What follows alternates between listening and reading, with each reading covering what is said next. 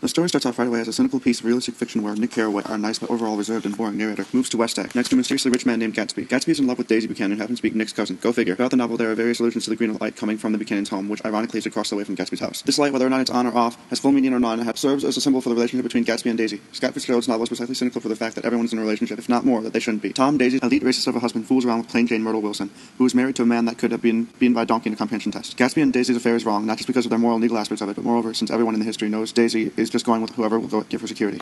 Nick and Jordan, a famous female golf player who Daisy introduced, shouldn't have even bothered to start a relationship in the mess they're surrounded by, since neither one seemed fully committed as one who would find in Gatsby. Gatsby's faith is misplaced in Daisy's, and she only returns love when it's convenient for her. His parties are for her, and when he stops them after getting the idea to invite her to one of their first meetings at Nick's house, they hit it off again, being not so discreet as they should be. As a result of their obvious lousing around during a luncheon in the Buchanan home, Tom finally sees a light and pulls everyone out to New York, where they duke it out verbally over Daisy's loyalties, without much input from her herself. Above the satirically symbolic wedding going on in the blazing heat.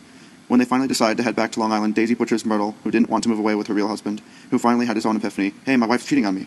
Gatsby takes the blame, of course, being the wannabe knight in shining armor that he is, and gets killed by George Wilson, the clay man that molds the words of Tom. Nick breaks up with Jordan and moves back to the Midwest after giving Gatsby a short funeral, ending the nonsense that never should have been, and giving the novel its final point of irony, that everything, besides Gatsby and Myrtle, went back to the way it was before Nick arrived.